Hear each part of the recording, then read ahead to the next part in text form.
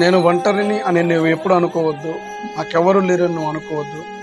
ప్రతి విషయంలో మోసపోయాను. మనుషులను నమ్మి, స్నేహితులను నమ్మి, ప్రేమించిన వ్యక్తులను నమ్మి, ఆత్మీయులను, అన్నదమ్ములను, రక్త సంబంధికులను నమ్మి నేను మోసపోయాను. నేనేం సాధించగలను? నేను బ్రతికుండి ఏం పొందుకోగలను? నా వలన ఏంటి ఉపయోగం? అయినాను సరే నా బ్రతుకు మారుతుందా? నా జీవితం మారుతుందా? నా పరిస్థితులు మార్చబడతాయా? నా స్థితిగతులు మార్చబడతాయా? నా జీవితం మార్చబడుతుందా? ఇదే జీవితం, ఇదే బ్రతుకు, ఇదే శాపగ్రస్తమైన బ్రతుకు, ఇదే నెమ్మది లేని బ్రతుకు, ఇదే సమాధానం లేని బ్రతుకు, ఇదే క్షేమం లేని బ్రతుకు కదా. నా బ్రతుకు ఎలా మార్చబడుతుంది? నా జీవితం ఇంతే, నేను ఇలాగనే నా జీవితం ముగించబడుతుంది, నేను ఇలాగనే ఉంటాను, నా పరిస్థితులు మార్చబడవు అని నువ్వు అనుకోవద్దు. మన జ్ఞానము, మన తెలివి, మన బలం మీద మనం ఆధారపడినంత వరకు మనం ఏం చేయలేం.